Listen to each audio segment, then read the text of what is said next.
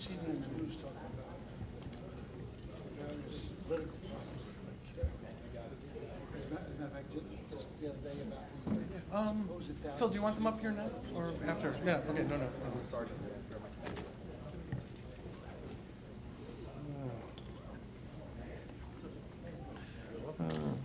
Good evening and welcome to Bergen Community College for Uniting New Jersey, Cities and Suburbs Working Together.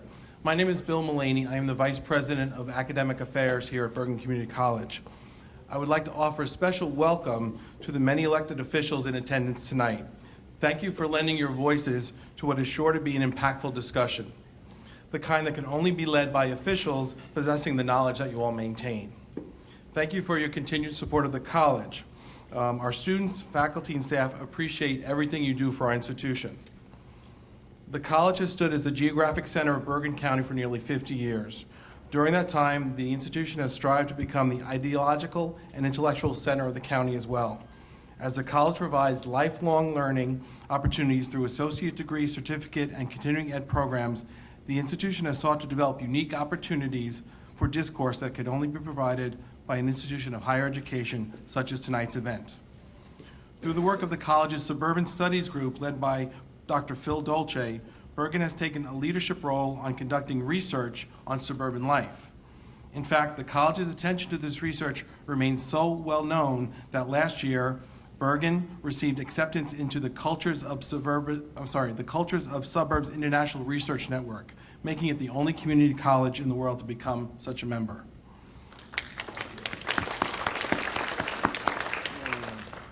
Dr. Dolce's experience was recently sought out by Steve Adebato and Rafael Roman, who interviewed him for this weekend's edition of New Jersey Capitol Report, airing on local television networks.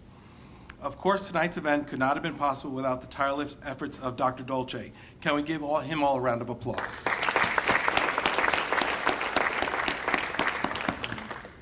Phil would be the first to tell you that the Suburban Studies events are a group effort. So special thanks and assistance tonight for all the faculty, staff, and other employees who are part of the Suburban Studies group. In all, this is an exciting time for Bergen Community College. The college has ranked #1 in the state of New Jersey for associate degree graduates for 2 years in a row, while now ranking 26th in the entire nation. Can we get some applause for that? What you might not know is Bergen is also the home to the 2015 U.S. Professor of the Year in New Jersey, Dr. Jeff Sadock, a member of the Literature Department.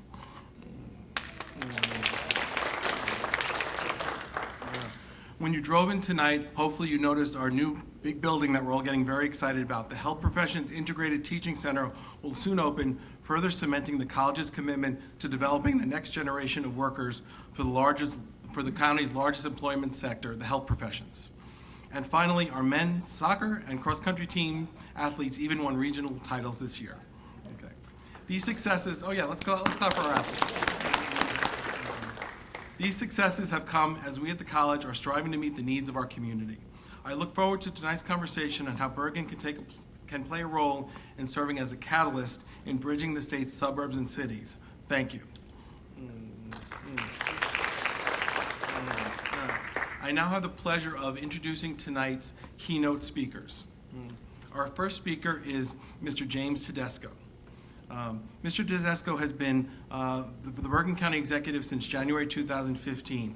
A lifelong Bergen County resident, Mr. Tedesco graduated from Paramus High School, spent 35 years working for the Paramus Public Works Department, and served as a volunteer firefighter for nearly 40 years. A lifelong public servant, Mr. Tedesco is one of the college's strongest supporters, for which we are extremely grateful and glad to have him here tonight. Mr. Tedesco.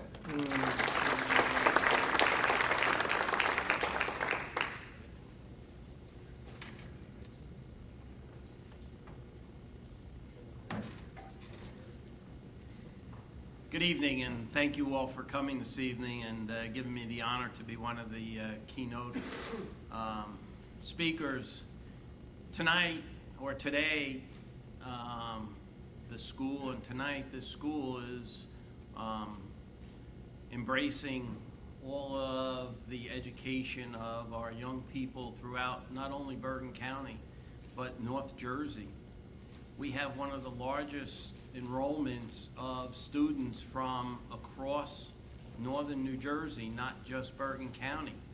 Being the largest community college in the state of New Jersey, I always talk about how this facility is one of the jewels in the crown of Bergen County. While we have wonderful parks and plenty of other amenities, this educational institution is the leading educational institution in New Jersey for community colleges. You just heard about some of the awards that we have won here for Bergen Community College, but that list is extensive. And I'm proud to represent the 1 million people of Bergen County who call Bergen Community College part of their home. We work very hard in supporting the community college. My administration has funded the college and refunded the college to a level that no one else has done before. And I just met with Dr. Walters yesterday, as a matter of fact, in discussing how we will fund the college as we go forward in this 2016-2017 educational year. And it was a spirited and a very good dialogue. And I told her that we need to, and I will commit, that we will continue to put funding towards this community college so that young people will have the ability to learn, to come to a facility that they can afford and get an education. One of the programs that has taken hold just recently is we are working with high schools to have their students come here, take college-level courses, so at the end of their 4 years in high school, will have completed their first year. No cost. So these are the types of investments that we need to continue to make. This is what government is about. It's about helping people. It's about doing things to make your lives and our lives better. And this institution is playing a huge role in that area. Let me talk a little bit about uniting New Jersey and suburban and cities, and where I and my administration see things in the future as we go forward in looking at the characteristics of suburban and city life and development and the things that make up suburbia and cities. There are distinct characteristics that distinguish suburbs from the cities. Most people choose where they live based upon whether they prefer aspects of urban, suburban, or rural living.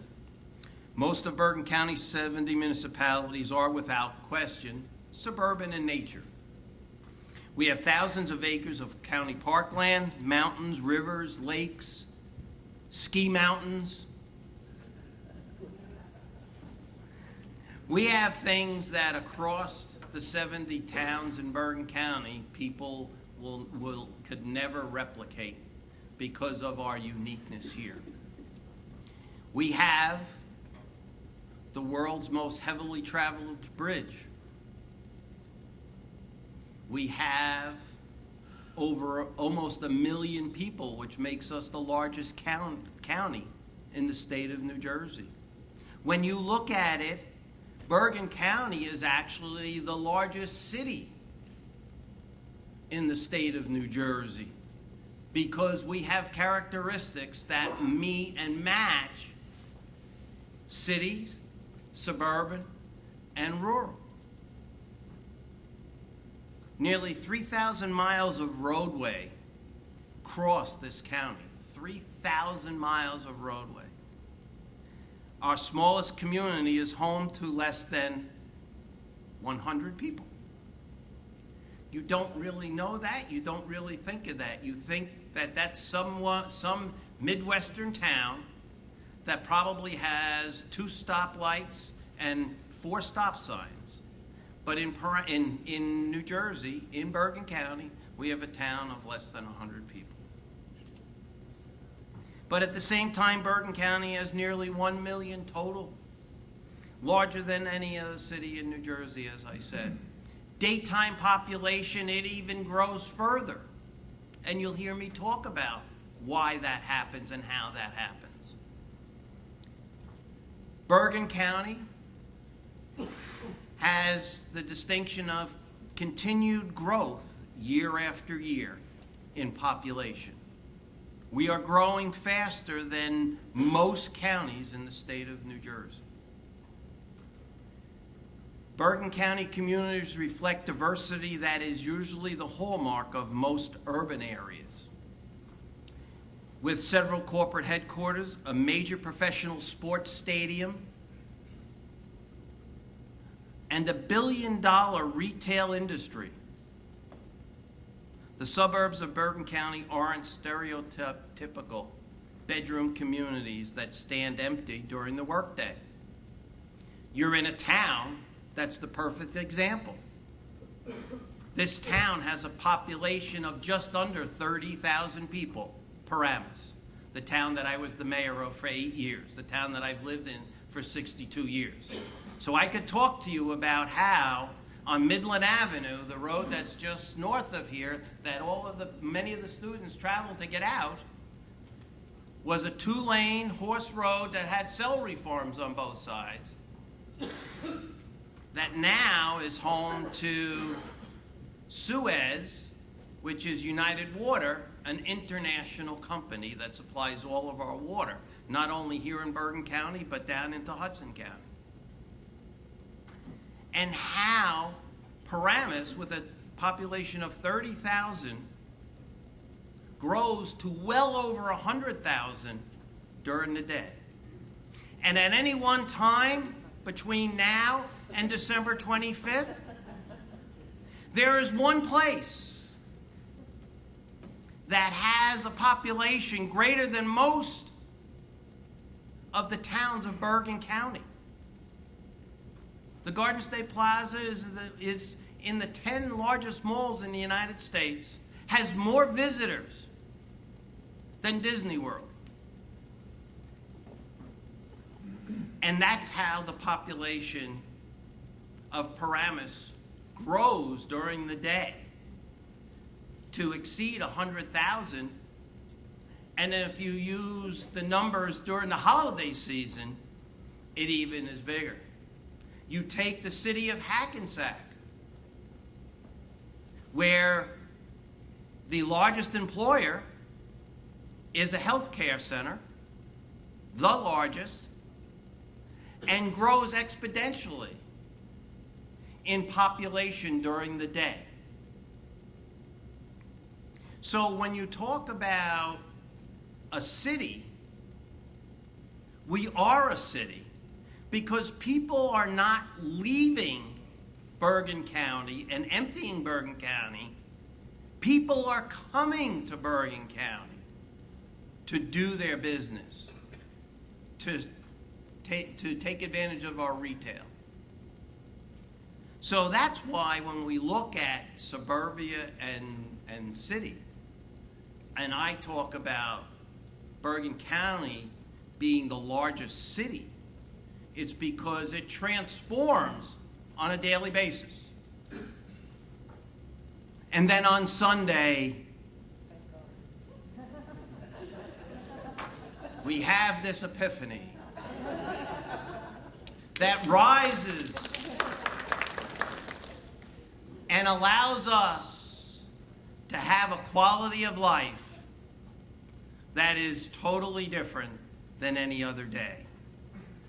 And I'm sure you can appreciate that being the former mayor of Paramus, someone that's lived in this town for 62 years, and supports our retail community passionately, also passionately supports a quality of life day for those 1 million, close to 1 million people of Bergen County. It also allows all of the Giant fans to be able to get to MetLife Stadium in a timely manner.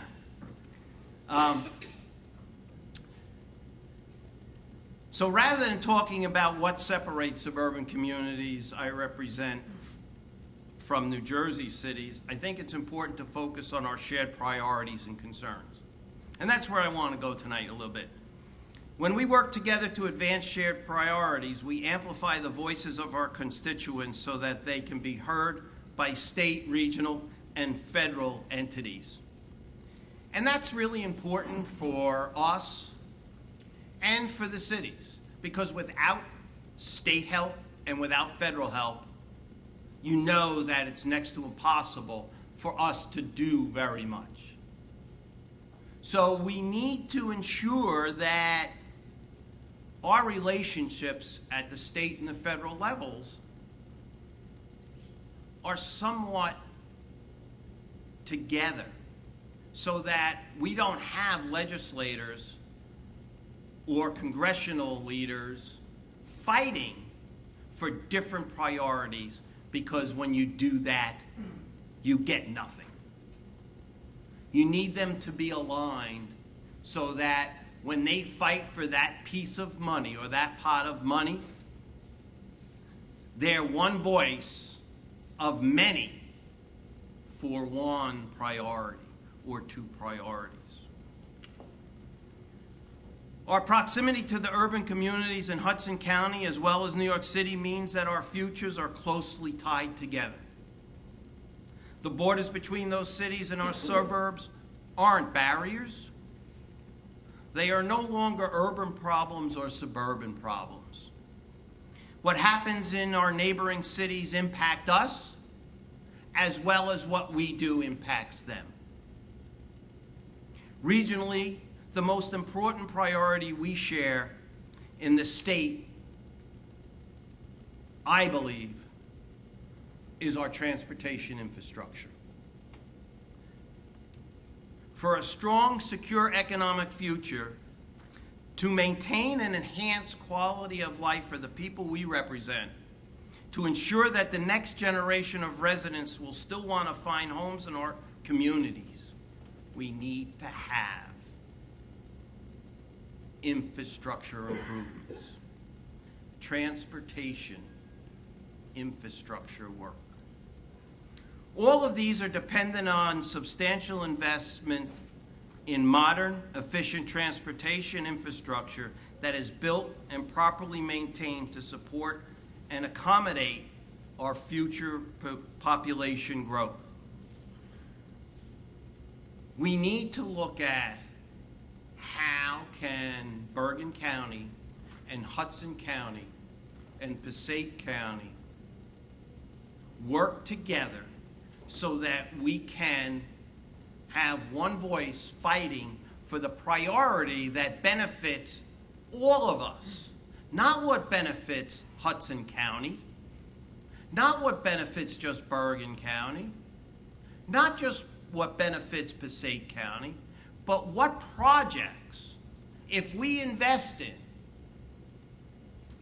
will add value to Bergen, Hudson, and Passaic County so that we all benefit by having one voice, a few projects that our federal and state legislators can fight for that enhance our ability to travel, which enhances our quality of life, which allows for smart growth, which allows for each and every one of you to not choose to get in a car, but maybe get on the light rail train, or we have more busing so that some of the far-reaching communities have better bus service, or so that when and as the economy grows, we can bring the workers that are going to work in our healthcare industries and those industries that are growing have a way to get here without getting in a four-wheel vehicle and fighting that traffic. One of the things about this institution is its success. When I was the mayor, I met with the president and said, what are you going to do as you continue to grow and prosper? How are we going to handle that growth on a two-lane road? It's a challenge for us here. It's a challenge for the students. They have to leave at least an extra 15 to 20 minutes to a half hour earlier because of the traffic. We're looking at doing shuttles. We have a shuttle now that runs between this campus and the Lyndhurst campus. We're even looking at potentially running a shuttle to the main line of New Jersey Transit so that the students that are in the southern part of the county or in Hudson County can get on New Jersey Transit and get right off here in Fairlawn and then take a little shuttle. There, we have to look at the opportunities and initiatives like that. For decades, Bergen County residents have commuted to the cities for work, and a substantial number still do. But today, we're also seeing more residents of cities reverse commuting to the businesses that we have here. Businesses move goods from city ports throughout our county to reach customers throughout the Northeast. Do you know that Route 17 is the single way for containers that come in Port Elizabeth or Port Newark to get to any part of the north of the United States? They have to go the turnpike to Route 80 to Route 17 to get on the thruway to go anywhere north. We have more container transportation on Route 17 than any other type of trucking. The Jets Giants, you notice I used Jets first. I'm one of the few that are proud to wear green and white. The Jets and Giants are touring musicians, draw fans to our revenue from across the region. I'm supporting the development of American Dream and the development of the Meadowlands. I believe that that will transform the southern part of Bergen County into a destination seen nowhere in the United States. Nowhere. That will be a tremendous opportunity for us here in Bergen County. Not only in economic growth, but in jobs, places for us to go. This exchange of commuters, business activity, entertainment demands safe and efficient travel. This isn't just an investment in maintenance or expansion of existing roads, highways, or bridges. It's an investment in us. And it isn't just moving forward on new or delayed projects like the Hudson Light Rail, because there is no Bergen Light Rail. Originally, it used to be, when it was designed, it was called the Bergen Hudson Light Rail. Today, it's only the Hudson Light Rail. One of the things that I am advocating with support from my partners is that extension continues to be brought forward here into Bergen County. It will change the face of Eastern Bergen County. The majority of those people that live along that corridor will give up driving and be able to take the light rail from Englewood Medical Center into Jersey City, into Hoboken, and be able to get into Newark, or to take advantage of the opportunities in Hudson County, in Jersey City, in Hoboken.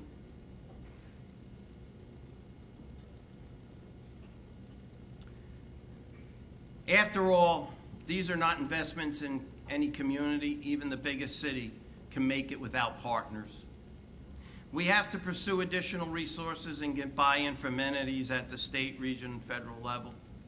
Of course, our interests do not and will not always align on any number of policy matters, but this issue is far too important to compete with each other for attention and resources. This needs to be a partnership. This needs to be a collaboration of all of us, of our mayors, of our county executives, of our state legislators, so that they can, with one voice, fight for us and change our lives, make our lives better. I promise you that our voices are heard more clearly, and the people will collectively represent are better served when we work together from our shared priorities and hold our partners accountable when they fail to deliver. I'm pleased to be here tonight to talk to you and tell you that I am a willing partner. I believe that with the dialogue that we can have with the rest of our partners, we can be successful in making northern New Jersey, not Bergen County, not Passaic County, not Hudson County, but northern New Jersey, a better, more prosperous place to live. And so I thank you for spending some time here tonight to listen to us, to have a panel discussion about it. I'm not sure that I know that I don't have all the answers. I know that many of you probably have many suggestions, and I hope that you'll take this opportunity to talk about that tonight and listen to the panelists talk about it. But ladies and gentlemen, if we don't talk about it, and if we don't work together, we're not going to be successful. We're not going to accomplish the things we can. So I thank you for giving me this opportunity to talk to you tonight, and I wish you all a very happy holiday. Thank you.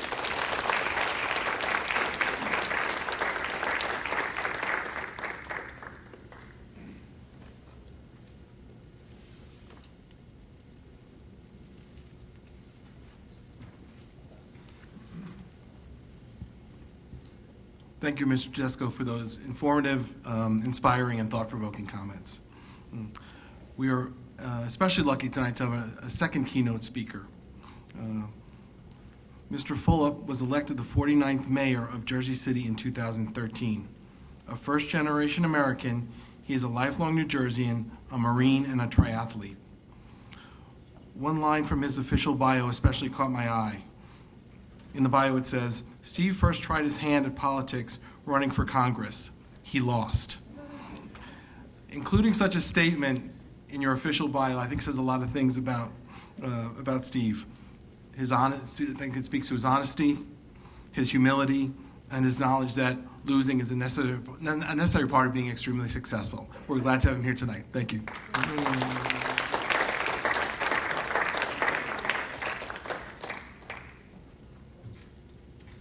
I didn't realize that was still in my bio. I should edit it. So let me start by saying a couple quick thank yous to Dr. Dolce, to Sheriff Cedino's here. I know Mayor Parker is here, who you'll hear from shortly, and of course our mayor from Mahwah, Lafayette. So if we could give him a round of applause for being here. And let me quickly say a quick acknowledgement to my friend and partner on the executive side, Jim Tedesco.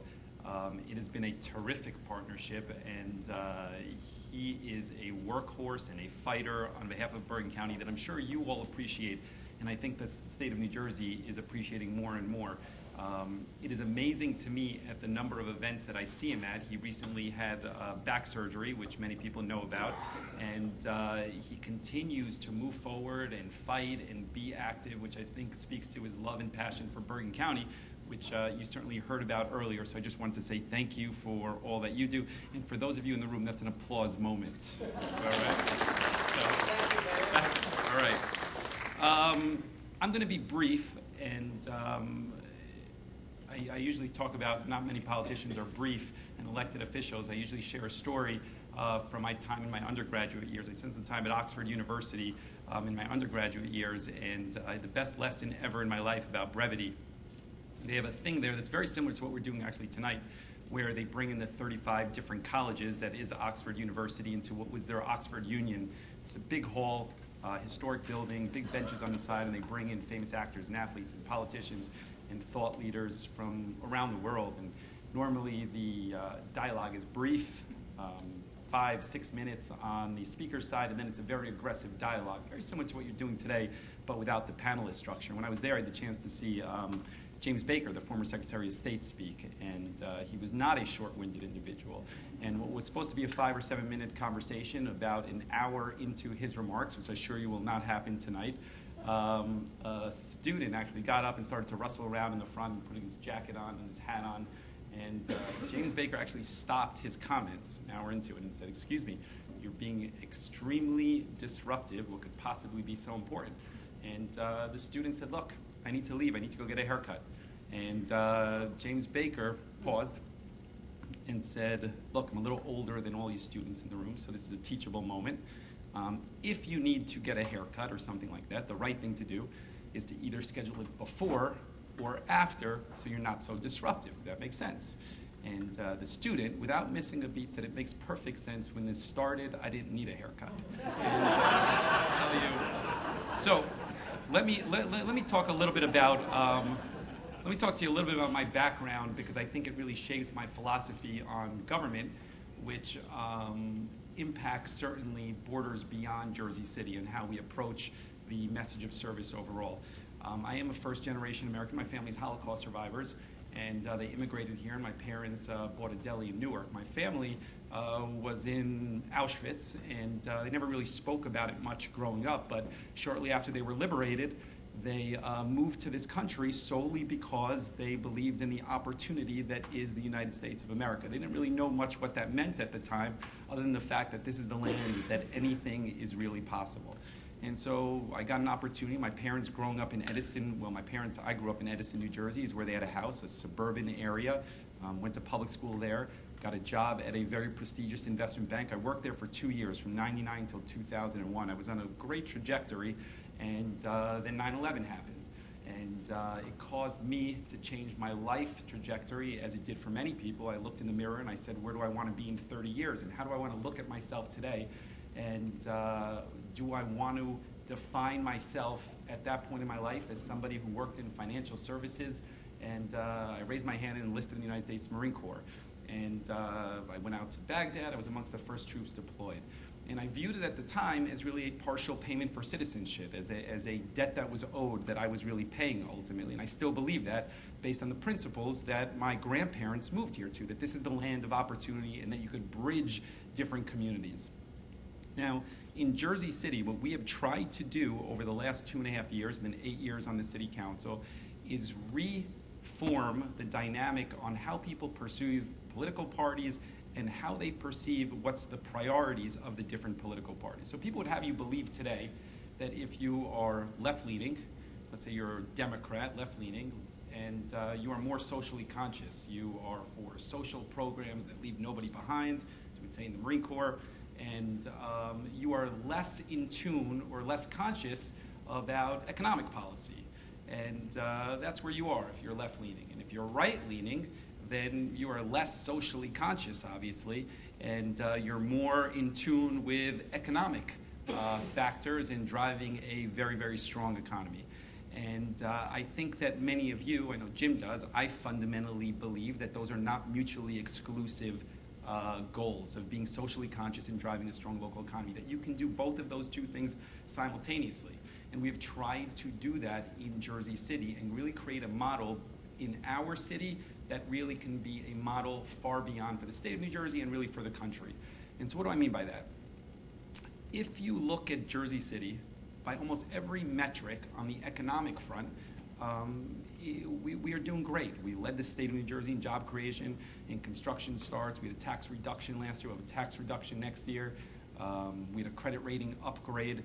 Every single metrics seems to be that we are going in a great direction. At the same time, I think we are investing in things that are really, really important. Paid sick leave. We were the first in the state of New Jersey to pass paid sick leave because I fundamentally believe that no mother, grandmother, grandfather should have to choose between losing 20% of their weekly pay and caring for a loved one.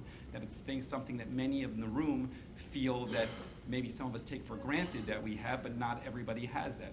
We're at the forefront of prisoner reentry programs, recognizing that in urban areas like Newark, like Jersey City, like Patterson, 2,000 people in Jersey City come out of the jail system every single year. And if you are not giving them infrastructure to succeed, the cycle ultimately repeats itself. So we're investing in things like addiction treatment, in housing components, and of course, finding these people opportunities and jobs.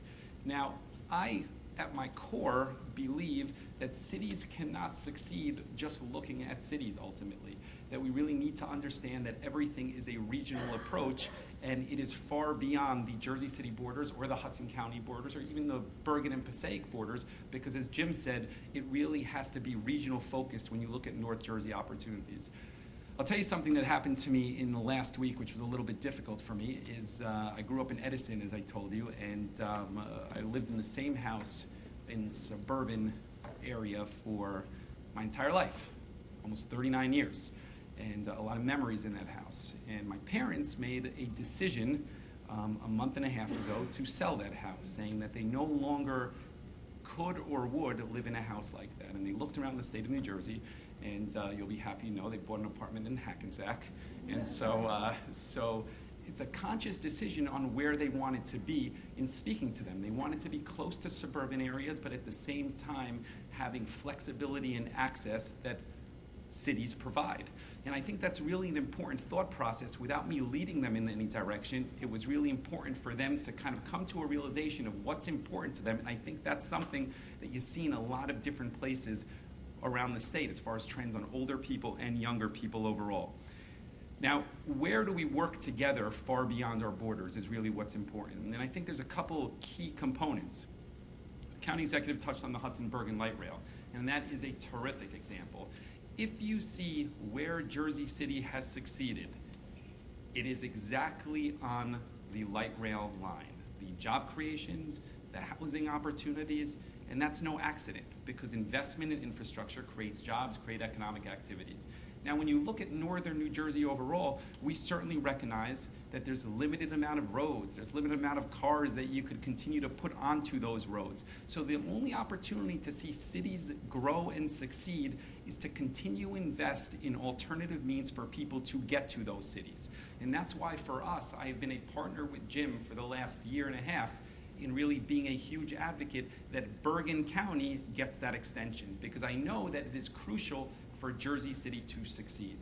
I also want to highlight a couple different other places that we really look at regionalization and opportunities to work with our suburbs that really people may not recognize day in and day out. Because we try every day in Jersey City to look at what is succeeding in other areas of the county, in the other areas of the state, and replicate that. So if you look at our county school system, it is a jewel. It's not quite as good as the Bergen County school system, but it is very, very good and nationally ranked the same way.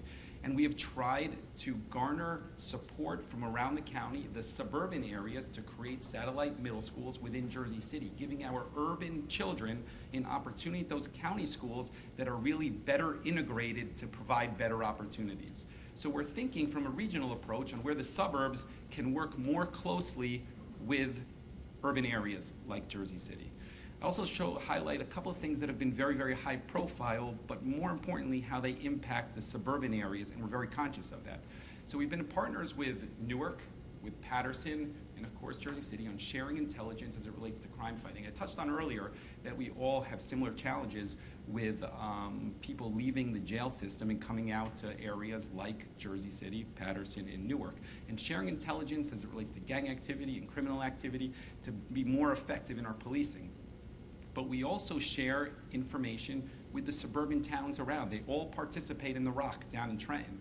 And that's important because we recognize how our crime trends in a place like Jersey City or Newark or Patterson impact everybody along that Route 21 corridor. It's not all urban areas, it's also suburban areas as well. So we're very, very conscious of that. And I also just want to highlight one other point on where suburban areas and urban areas work together is amplifying a voice, as was touched on earlier. Earlier this year, we were a little bit upset about the way PSE&G and utilities treat Jersey City infrastructure. We said we're going to stop work on it. And in the days after that, Keith Kasmark, a suburban mayor in Passaic County, echoed that same sentiment. And it took a combined voice, really, to get PSE&G to act, to both of us ultimately, because we were better able to articulate the fact that this is not only a Jersey City problem, it is a urban problem and a suburban problem, and it's something that they need to address because clearly it's on their side is where the infrastructure problem ultimately is.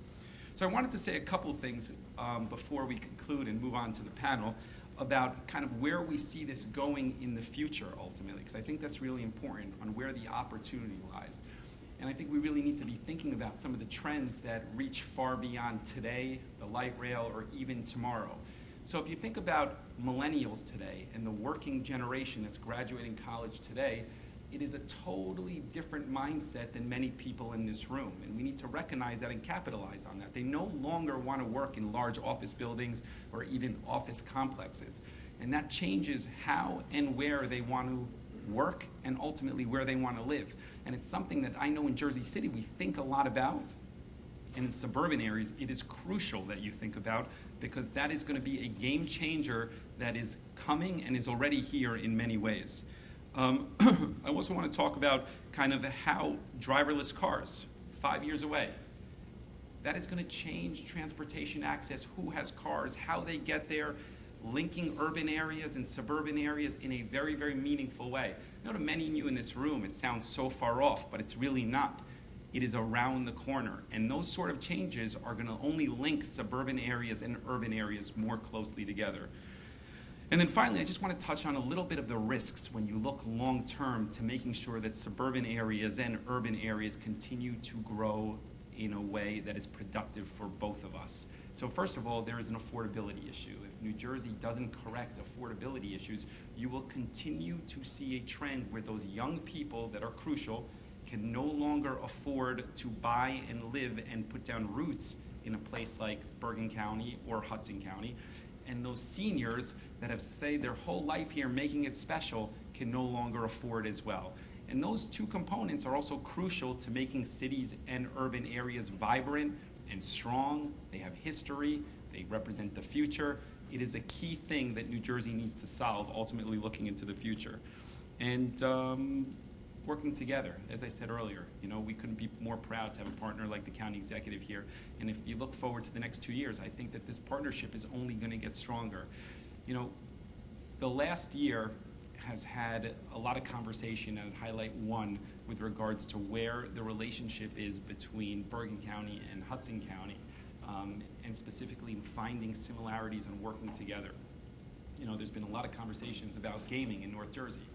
And at some point over the last year, people would have you believe that Bergen County and Hudson County would be in opposition, competing, saying who has the better site, who has the better opportunity. And we sat down, and it didn't take more than 5 minutes for us to come to a conclusion that we are not competing. We share a same regional interest from an economic standpoint, and our target markets are entirely different as well. And at the end of the day, Bergen County can succeed, and at the same time, Hudson County can succeed. And I think that speaks to us working together and finding collective solutions instead of a mindset of saying it is a suburban area versus an urban area. And I think that's why it's important what we're doing today, because obviously that's important to you as well. So with that, I want to say thank you for putting this together. Thank you all for coming out tonight, and we look forward to a thoughtful panel. Thanks.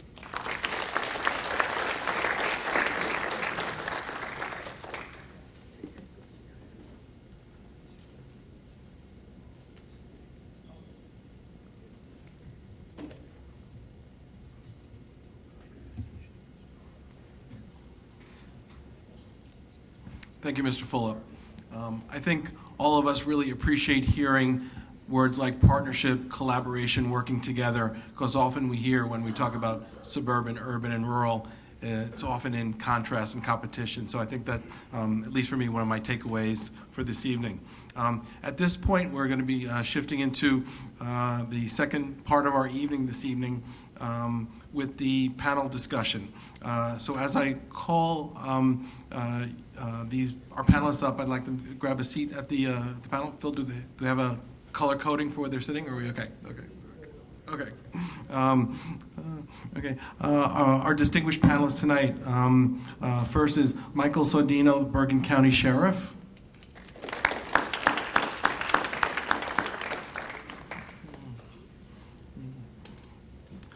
Lizette Parker, Mayor of Teaneck.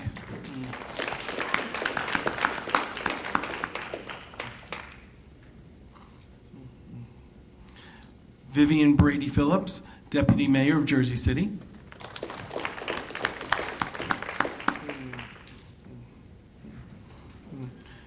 And William LaForette, the Mayor of Mahwah, who's kind enough to pinch it tonight for us. Thank you.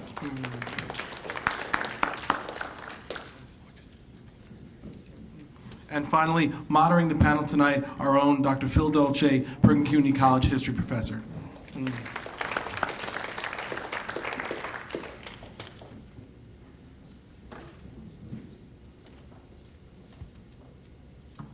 First of all, let me say that my own background, I was born in the Bronx and I married up into Brooklyn. If you knew my wife, you would agree with me. But now, since we're having this conversation about bringing cities and suburbs together, I will tell you I came from subway suburbs in the Bronx and Brooklyn. And they were called that. I mean, if you came from those areas, people would say, I'm going to the city, and everybody understood what you meant. You were going to Manhattan, even though you were part of the city. But you saw yourself as apart from it. So, you know, this theme of bringing cities and suburbs together is an important one, because if we don't figure out a way to work together, we're going to fail separately. It's that simple. Everything is in flux. Now, when things change, you get very worried because you're accustomed to a certain way of doing things. But it also is an advantage. When things change, people are ready to think anew about customs, about economics, about things they had fixed opinions on, and when they see the changes, they're ready to at least thinking about seeing things in a different way. And the first question I have is, why is it important for cities and suburbs in northern New Jersey to work together? And I'd like to start with the deputy mayor. Why would that be important for cities and suburbs to work together? You heard the mayor. Yes, I mean, I think, you know, the idea that we are a region, right, and a region that is made up of many, many different communities. And I also think we need to interrogate this idea of what a city is and what a suburb is, because I think what people are finding more and more is that there are tremendous overlaps in terms of what residents demand from their communities and what they really value. People want livable cities with amenities and services and cultural activities close at hand. Our suburbs and our cities have more and more populations that look more and more like each other. We see a growing multiculturalism, the sort of idea of what a city was and what a suburb was, families with a mother staying home perhaps, and you know, the father going out to work. That's not the predominant reality in the cities or the suburbs anymore. So there's tremendous overlap for us to learn from each other. And from a regional economic growth point of view, there's tremendous things to be gained when you look at things like workforce development. You know, the city of Jersey City has spent a lot of time looking at ways to increase jobs and opportunity, but we also exist within a region. Our residents work in Jersey City, but they work in northern New Jersey as well, in communities outside of Jersey City. They also work in the New York City area. So I think the more we can begin to identify shared interests, and as the mayor pointed out, you know, with the example about Hudson and Bergen benefiting from the existence of pursuing a joint economic activity like gaming or that's an example of it. But we see that in the job development because our borders are porous. People, enter and exit every day. And we have a lot more in common as the world is changing, not just for millennials, but for empty nesters. The languages that our communities speak. You see all of the changes and all of that beautiful tapestry now, not separating cities and suburbs so much, but reflecting each other. Maybe some differences, but greater shared reflection. Thank you. I have a question for our mayors in Bergen County. Having 70 different communities, isn't that an impossible hurdle to cooperation? Mayor Parker, it's an easy question. Yes, absolutely. Being the second largest, representing the second largest municipality, it is a lot. It is definitely a lot. And I find that the smaller municipalities struggle more to provide services. I know that annually, as we look at our budget and we try to sustain the services that our residents are accustomed to, unless you're generating new revenue, the only way that you can continue to maintain service is by raising taxes. So we find ourselves trying to find creative ways to work with neighboring municipalities. As I discussed with you earlier this evening, where we have had the most success in terms of shared services and working to save our residents money is by working with our own Board of Education, which seems, something simple, but it was a very hard concept for us initially.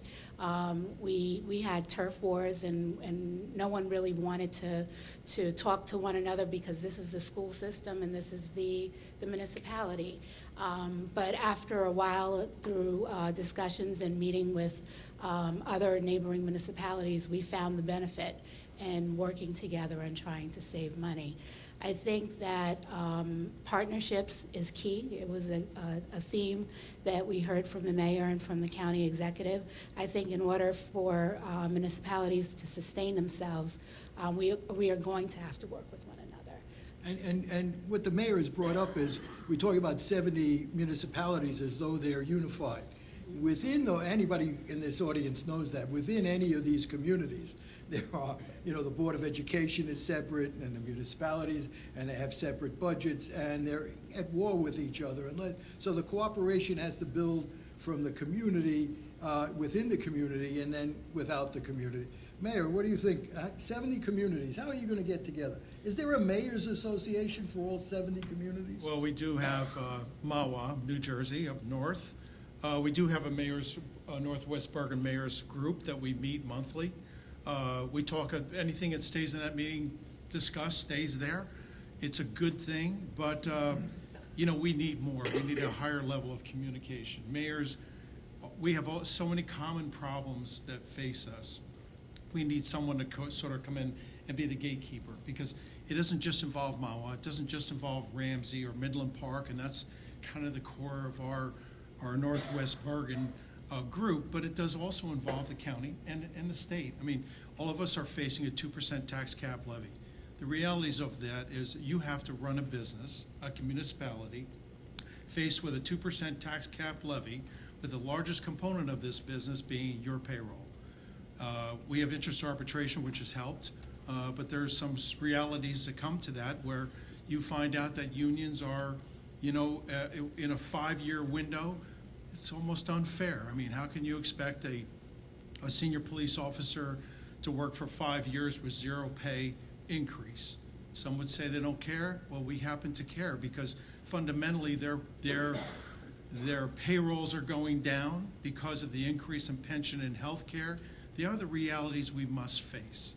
And I think that we struggle to how to implement it, how to address those issues. There's so much a mayor can do, but we need a gatekeeper. We really need a broader plate, and these forums are perfect to discuss those issues. That's great. Now, I'm going to turn to the sheriff. What can the county do to bring people together? I mean, you're in charge of the county police, and, what can the county do to bring this together? I think the county has made strides. Most of you, I'm sure, are aware that this is the first year now, something that was talked about for 50 years. The Bergen County Police now fall under the Sheriff's Office. And it's saving millions of dollars, and I can assure you that services not only haven't been decreased, but they've been enhanced. It's just a better utilization of manpower. I'm proud to be the sheriff. I'm around 44 years in this profession, so I know it's been talked about for a long time, and I'm happy to be the sheriff that's finally has the task of making it work. My feeling as a county law enforcement agency, we are there as a force multiplier to help any town that should need our services. You know, as a former police chief, I know what some of the small towns go through with lack of manpower. My command staff knows when a town calls, a chief calls, an administrator calls, they need something. My thing is get it done for them. And it's worked well. It's worked well, I can tell you. And the big thing is I'm hoping that once, and I'm not going to say if it works because it will work and it is working, this realignment of the county police under the sheriff, you may see down the road municipalities deciding to try regionalizing and get it together and cutting some costs of salaries of police chiefs and things of that nature. It's definitely going to come down the road. It kind of has to for us to sustain quality of life and be able to afford to live in Bergen County. You see consolidation in suburbia growing? You know, not in my backyard. You give me all the, you know, there certainly is, you know, I can speak for Mawa's Police Department. It's a nationally accredited CALEA agency, top 3% in the nation. That's an extraordinary accomplishment. So likely, I would wonder why we would participate in sharing literally anything. But the fact of the matter is that we have to have, as the sheriff has said, open our minds to a truthful conversation that addresses not today, but the future. How that takes shape, I'm not quite sure, but I know that the sentiments of even some of our smaller mayors are that they simply, it's just not going to be in my backyard. And it's something I think the pain will break your back eventually. I think people will start talking intelligently about, how we can do a better job. And it is our responsibility to do that better job, and I think its time will come. Yes. Can I add something to that? I'm sorry. Go ahead. I was just going to mention in TNAC, we engaged in discussion with the city of Bogota for over a year's period of time and discussed merging our police department. And it was clearly would have been more beneficial to Bogota, but at the end of the day, they didn't want to give up home rule. And that's the big challenge with consolidation. Ironically, I, as the sheriff now, have the Bergen County Police that fall under my command. When I was police chief in Emerson, the county PD had made a proposition to take over the Emerson Police Department.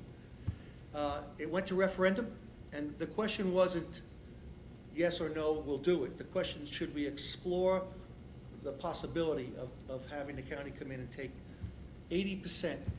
The residents voted. They wanted home rule. They wanted to hear nothing about it.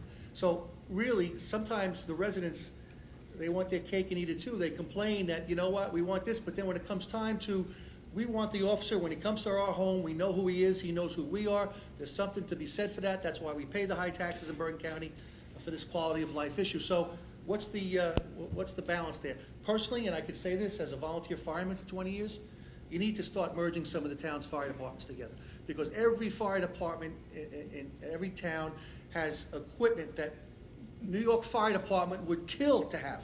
And these young firefighters, these young bucks, they want to have an opportunity to go out and get jobs. And most of the time, the towns don't have it. So I think, I'm from Emerson, maybe Emerson has a ladder and a rescue, go to Oradell and Westwood, they have a pumper and a rescue truck or something. Consolidate these fire departments. Not only is it costing a fortune to buy this equipment, I know of at least a dozen towns that bought new ladder trucks that they had to add extensions to their firehouses because they weren't big enough to hold the trucks. To me, I know it's like, don't hurt the volunteers, but I think if it was done properly, it's really a good way of saving some money and still, again, providing a service to the communities. What I love about the sheriff is he mentioned the two areas that are most difficult to consolidate, police and fire. There is nothing more difficult in those two areas. But let me talk about politics for a minute.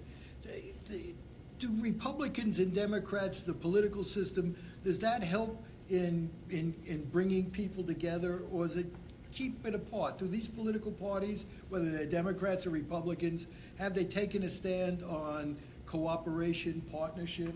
What do you think about that? Well, I mean, I have to say Jersey City's a little bit outside of that because of, if you look at sort of who our mayors have been over time. So, I mean, I think that's a question I would want to know from the suburban and mayors to hear sort of their perspective, because I think we're a little bit different in a city-urban system. You think the political system helps or hinders cooperation, building partnerships? Well, You just put people on the spot. That's the moderator. so TNEC is a nonpartisan community. Now, when we get past nonpartisanship, what happens? So we're a nonpartisan community, largely made up with Democrats, and the county is Democratic right now. We have a very good relationship with our sheriff, who is a Republican, so I think that it helps when you get along. I have to tell you, although I believe all 7 council members are registered Democrats, at times, sometimes you just have philosophical differences that impedes us from being able to get things done. And I don't think that it has anything to do with party. I just think it has to do with special interests. I'm trying to be very delicate around this. Trying to be very delicate. Political parties. Well, it's, Help or hinder? thank you, Mayor, for saying that, because Mawa is also a nonpartisan, so I get to go past jail here. But, Democrats and Republicans exist, and I think the debate is healthy. I really do. It doesn't always go my way. I think, however, though, at the end of the day, I think it is a valuable exercise, obviously. And it's a fact of all of our municipalities. And I think that the truth of the matter is that the strong opinions that would drive one party or another, or these parties, these factions, are coming to the realization that we need to address some fundamental mathematics that affect all of our communities, that being that 2% tax cap levy. That thing has influenced us over the last 4 years in a way that I think everyone is coming to understand the tremendous responsibilities, and the politics is sort of taking a lesser position. We must deliver services to our community, and what's the most efficient way to do that? I think that becomes a common interest across the board. Sheriff, you're in the political realm and the nonpartisan realm. Why don't you tell us? I'm going to be a little less evasive than because I am known for speaking my mind. Personally, I don't believe there should be party in Bergen County. The local towns, I don't think there should be parties. There's too much emphasis put on, we have to vote because I'm a Democrat, I have to vote for the Democrats. No, who's the best person for the job? And that's why this country, I believe, is in the shape that it's in, because there's too much emphasis that, well, I'm a Republican, I have to vote for all Republicans. I'm a Republican, but I say I ran as a Republican, but I am the sheriff for all the people of Bergen County. I have a lot of Democratic, I was a union leader for the PBA for many years of my young buck days as a police officer. So I have some Democratic tendencies also. But, you probably all saw my party. I had a war with a county executive for 4 years who was my party. I really don't care about the parties. I want to get a job done and get along with everybody, whoever wants to get along with me, to work for the benefit of the taxpayers. We're going to go to another area, and that is how municipalities can work together or even within a community. And the one area I've always been intrigued with is planning. What role planning plays in a community.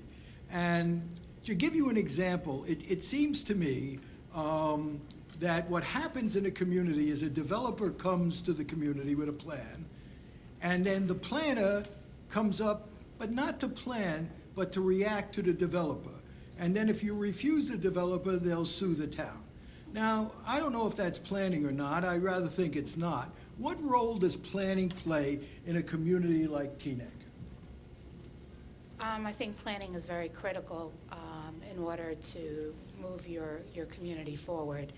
Right now, Teaneck is in the process of looking at a lot of development projects. And in fact, yesterday I was proud to participate in the groundbreaking of a new dual-brand hotel by Sanzari next to Glen Point, which will definitely bring in additional hotel tax revenue as well as real estate tax revenue, but also will bring in additional individuals into TNEC that will hopefully use some of the services that we provide. I think that planning is essential because you need to know where you're going as a community. And what is good in 2015 may not fit the residents of 2020. Quite frankly, when I got on the council in 2006, I see the needs of the community have changed drastically just in that period of time. At one time, we couldn't even discuss building low-rise development, yet over the last couple of years, we've approved quite a few projects because the needs of the residents have changed. As the population ages, people want to stay in the community and they want apartment buildings that are new and modern and provide all of the amenities of city-style apartments. Is there anything where planners from all these different, I guess each town has a planner, do they ever get together and plan together or talk together? If I may jump in here. First of all, the cards are stacked against the municipalities. Right now, we are on the brink of I think the most significant issue that faces a municipality in 28 years, and that's fair shared affordable housing, the impact of that. So have planners gotten together? Yeah, they've gotten together and they've decided that there's a regional need and there's a municipality need. And then it gets put on my table to say, well, how are you going to satisfy that demand? So, the impact of it is not just about the affordability, the units that will be affordable, some 20%, but it's the associated density that will come forward that can transform any small community possibly in the next 2 or 3 to 5 years. It is one of the biggest issues out there, and MAWA knows best what MAWA needs because we have zoning and planning that comes down from the state, that there really isn't a big opportunity for us to share, have outside influences come in, but there are planners that work within the state. If we can't decide it easily, how could it be possible that 3 or 4 towns could decide our fate?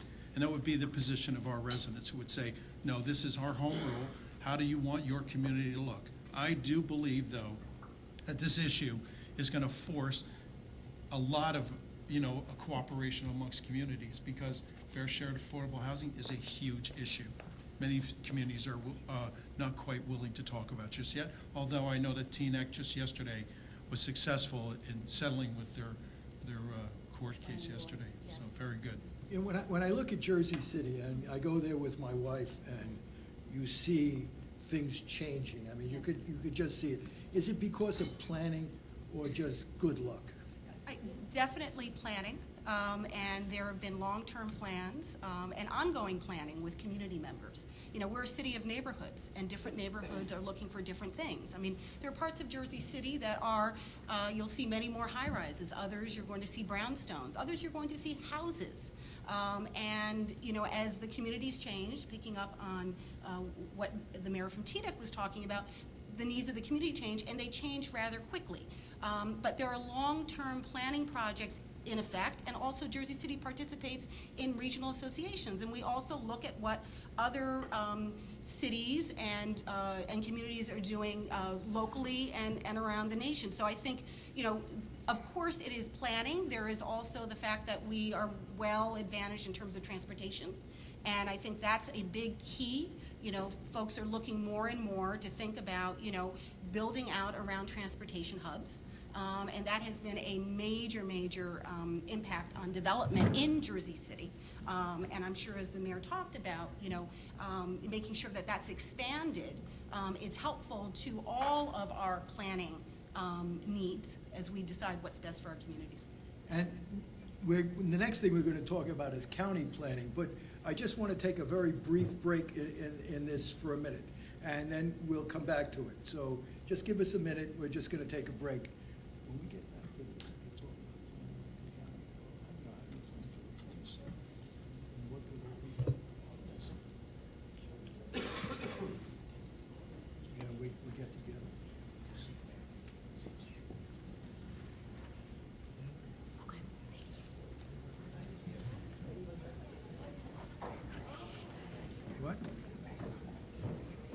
Yeah.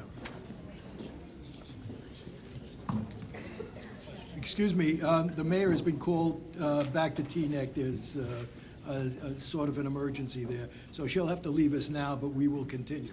Sheriff, how about planning at the county level? Is it better than at the municipal level? Law enforcement wise? Yeah, sure. Start with that. Yeah. Again, being a small-town police chief, a 20-officer department going to be the sheriff, we have over 625 employees. Planning is different, and I think probably equally as important, but larger scale countywide. I know myself, we have a five-year, what we call a projection of what we'd like to accomplish. We do it each year to add another year, so there's always a 5-year projection plan in the works, both for budgetarily reasons and also for the efficiency of the organization. We're in a very we're in a learning period right now with this realignment of the county police. It's working. We are also, as the mayor said, we are an accredited agency. The sheriff's office was an accredited agency. The county PD was not. So we have to make sure that we do everything with our SOPs and policies and procedures to make sure we maintain our accreditation. It's a very important thing to have the accreditation, not only on the sheriff's side, but on the jail side. Both our jail, the jail facility itself, and our medical unit in the jail are also have accreditation. So that just doesn't happen. It's all proper planning. And I think what you're saying is we're going to see planning play, I hope, a much bigger role in what we do. You just can't do it in a potpourri or a stopgap way, because you've got to look ahead and you've got to try to anticipate all the changes that are coming in. The next area I've always been interested in, shared services. Now, we touched on that with the police and the fire, and I've got to say the sheriff was very brave to take the two worst examples and talk about sharing there. But shared services, if you think about it, we share the most important services. Who provides water? 70 towns do not provide water. It's shared services. The towns do not provide for electricity. There are areas, the most important areas, you have shared services. Do you see shared services increasing as we go along? Well, first of all, I want to just circle back to something the sheriff just mentioned. Residents in our town, and I think around the state, really are asking for two very important things. They want great schools and they want a safe community. The merger that the sheriff has endured, I call it enduring discipline, and the accreditation, I don't think there's enough made of that, because it's no secret that some of the issues that go on in law enforcement today, but you're not seeing that here. You're not seeing that in the county level. You're not seeing that from the sheriff's department. That accreditation means a standard of integrity that is second to none. So I congratulate you for your efforts.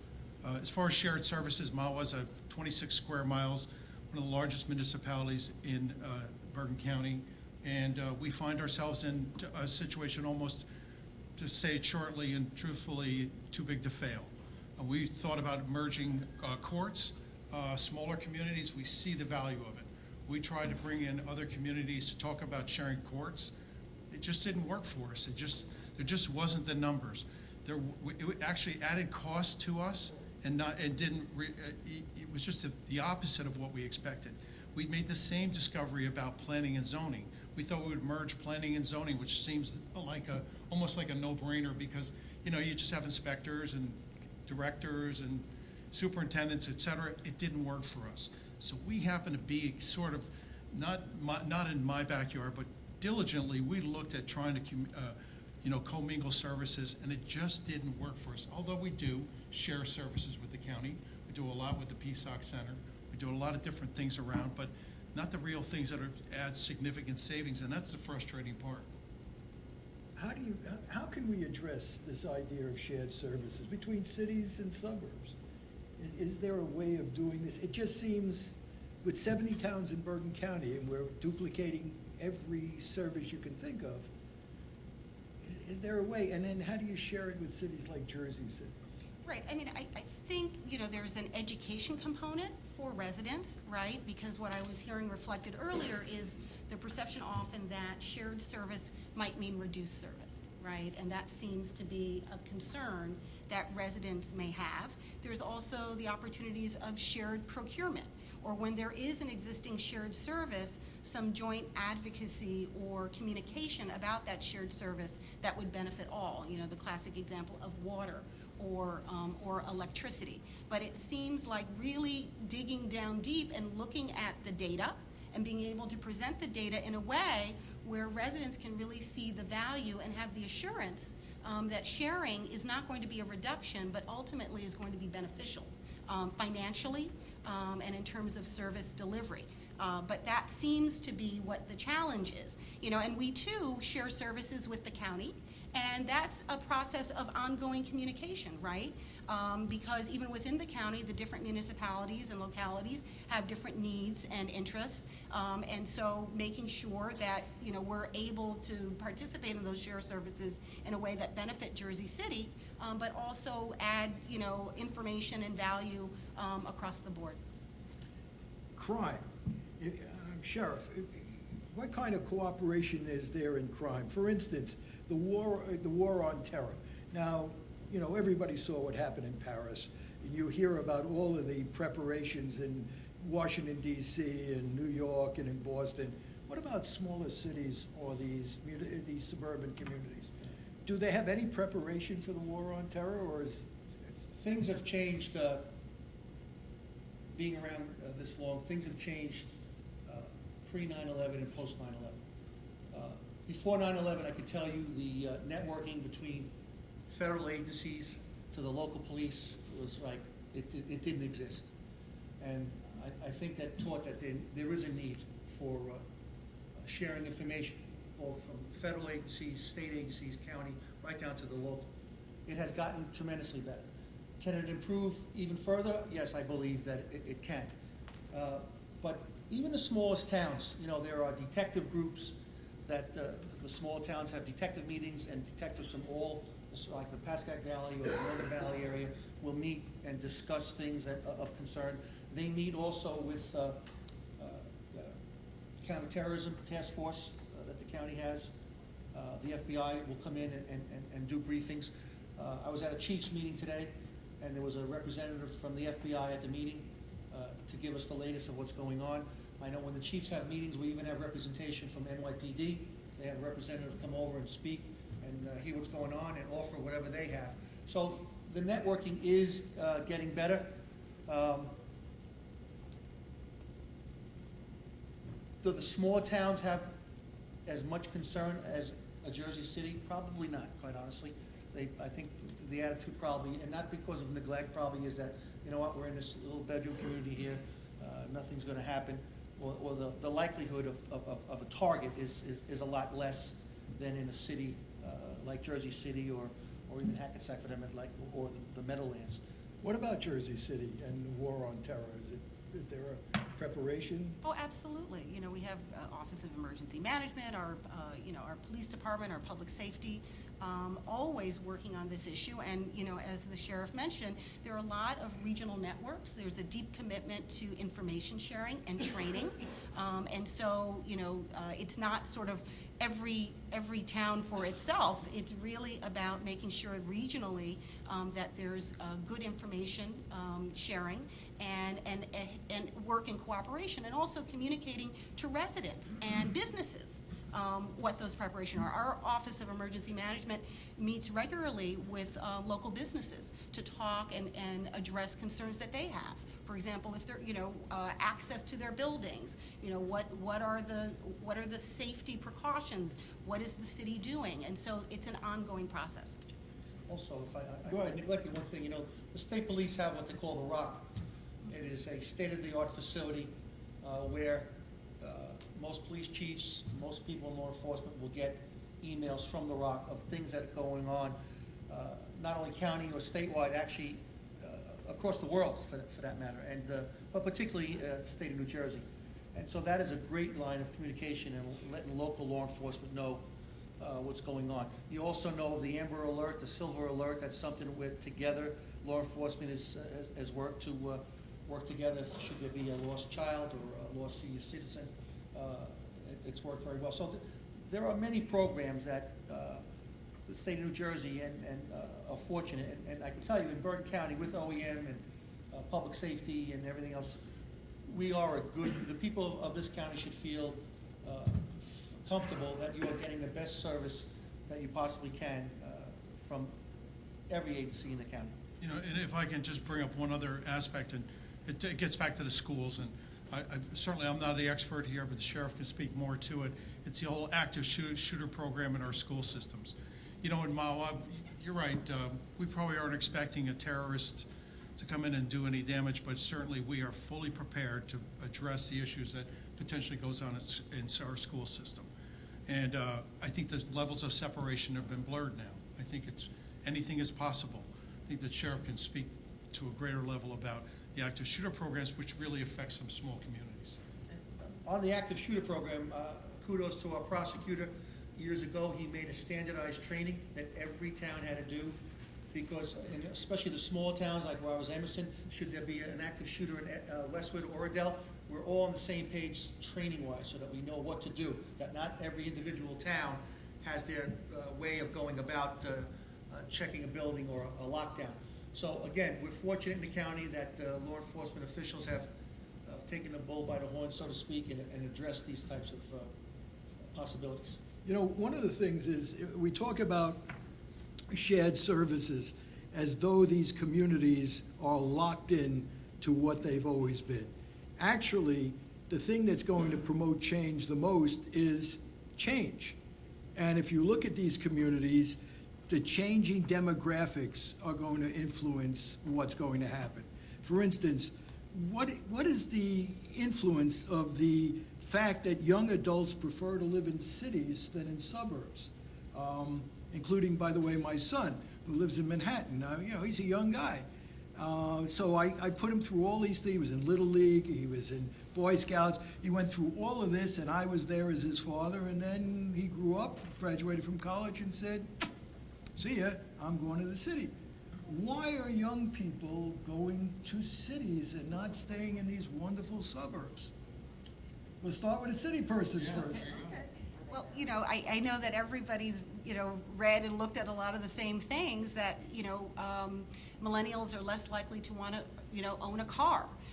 They like to be near communities where they have access to cultural activities. You know, they're looking for walkable cities. And also they are starting their families later.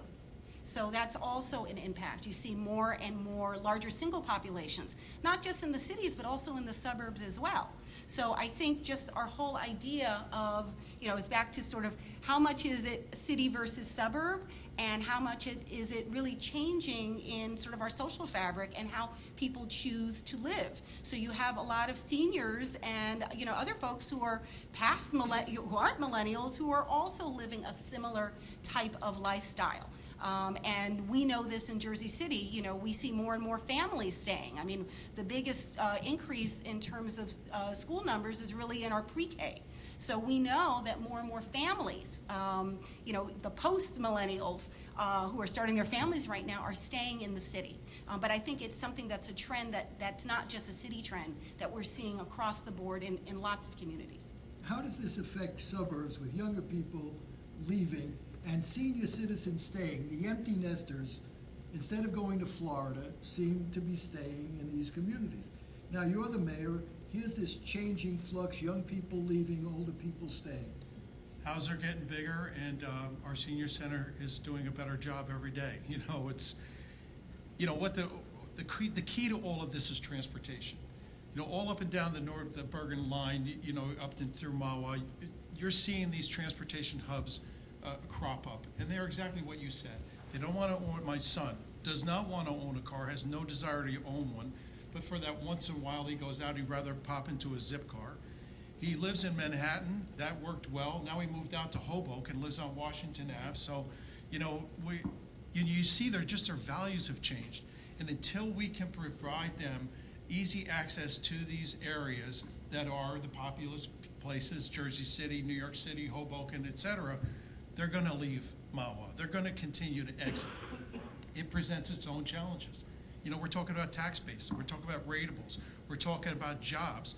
We have more corporate partners in Mahwah, which we are truly blessed with our tax rate because of our corporate partners, but they don't have people in Mahwah working there. They're coming from the inner cities and they're shuttling them up to Mahwah. We want to be able to tell them that there's an easier way of transportation, because at some point we risk losing our corporate partners because of the lack of transportation and nothing more. They're inclined to move to Jersey City or closer. We just saw that with Pearson. And because of access to transportation, so I really think it is the backbone of this whole discussion. So, go ahead. Sure. Along the lines, I agree with the mayor, unless transportation is enhanced, and the younger generation is moving out, who's gonna represent mayors and councils and school boards and planning boards and recreation boards? I think the towns in years down the line, there may be an impact on that. Because the older people aren't gonna wanna get involved, you know, they did their time in those boards. So this change is going to force us to rethink things. And one piece of good news, if there's a new piece of shared service that I just heard about tonight, in certain towns, they're sharing teams. There's not enough young people to be on the football team. So two towns are coming together and having a shared football team. So maybe it'll start at the youngest level and move up to older levels of cooperation. But these changing demographics are going to make a difference. One other demographic change, multiculturalism.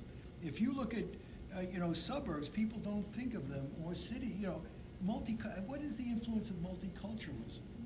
Having all these different people living together. Well, I mean, Jersey City was ranked this year the most diverse city in the nation. We have about, yes, we are. I mean, we are incredibly diverse. Over 70 languages in our school system.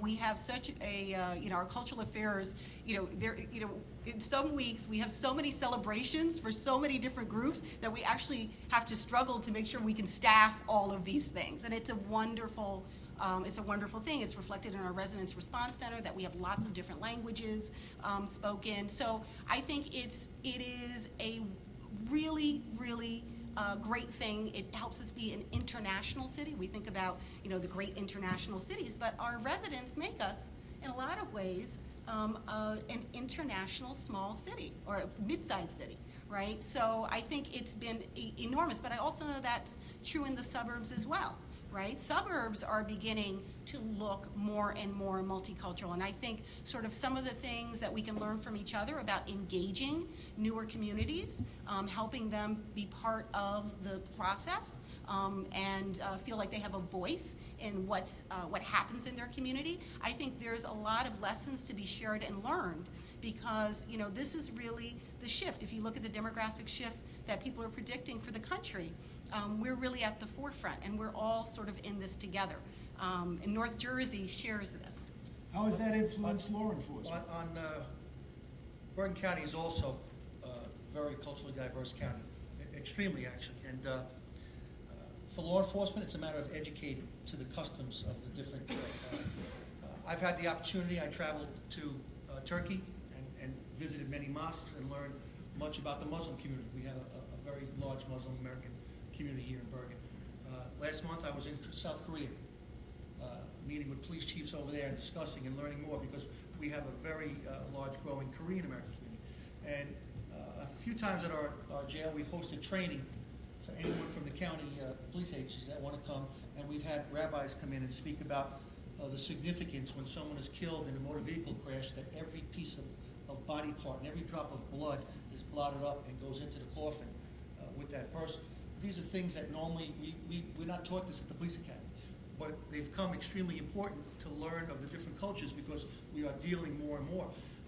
There was a time when I know a police officer got called to a home, a Muslim home, and he was asked to take his shoes off, and he felt insulted. But you know what? There's a reason for that. People pray on their rug, and they put their face down on that rug and don't want the dirty shoes on it. So there's a reason for everything, and if as long as there's no safety risk involved to the officers, if they can work along those lines and work with the people, I think it goes a long way.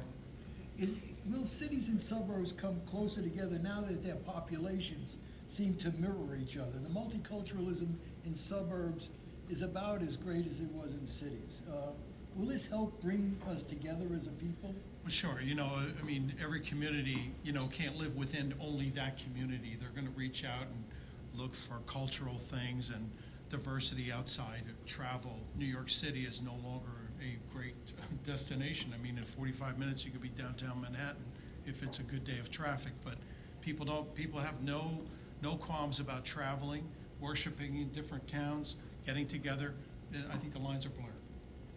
One of the things that you mentioned is business.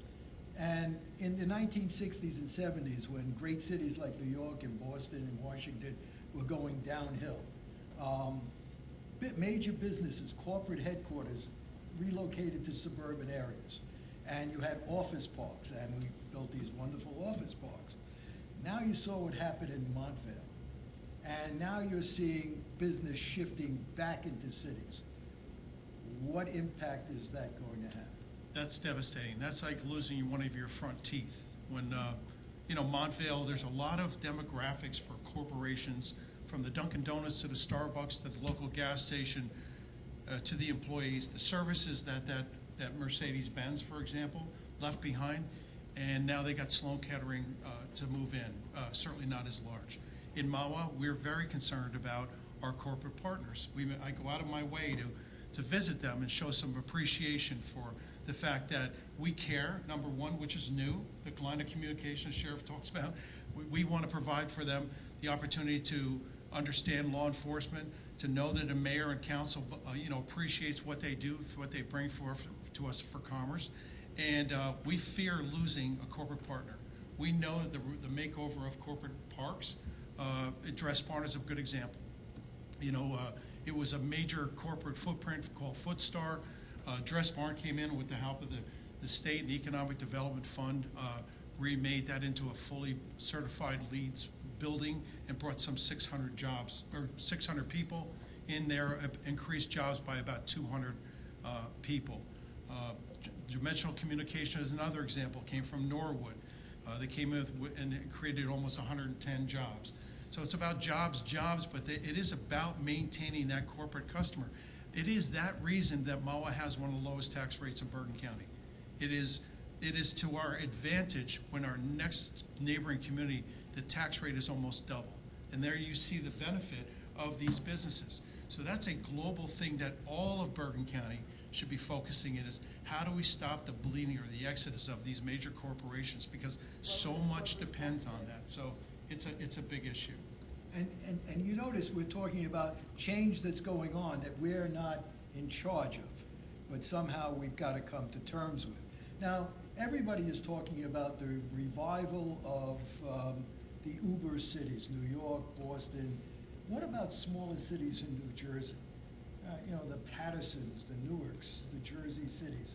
Are they benefiting from the movement of business, the growth of business that we see in Washington, D.C., et cetera? Yes, I mean, we have seen, we have benefited as a city, and a lot of it is transportation and the climate that, we seek to cultivate that is pro-business of different sizes, a real focus not just on larger businesses, but also on small businesses, and making it easy for small businesses to thrive and grow. That's really the backbone of creating sort of that dynamic streetscape and services that residents want, and that's been something that Mayor Fulop has been very much focused on, and it's really helped us in terms of job creation and helping to continue to attract people from around the region, both to start businesses and also to decide to live here. So I do think that also is about climate, like I said, and being a transportation hub. That businesses can, our hotels, right? We see that a lot of our hotels do phenomenally well because of our location, not just for the businesses in Jersey City, but to New York. But it is not just one thing. It's really about, as the mayor said, making sure that your corporate and small business partners know that they are valued and they have a voice, and also making sure that we have the transportation that allows us to continue. to grow. Now, we know Jersey City, I mean, I've been there, it's growing, and you can see that businesses are, you look at Hoboken, the same thing. Can we see the same thing in Elizabeth, in Patterson, in Newark, and in the other major cities? Is Jersey City the exception or the rule?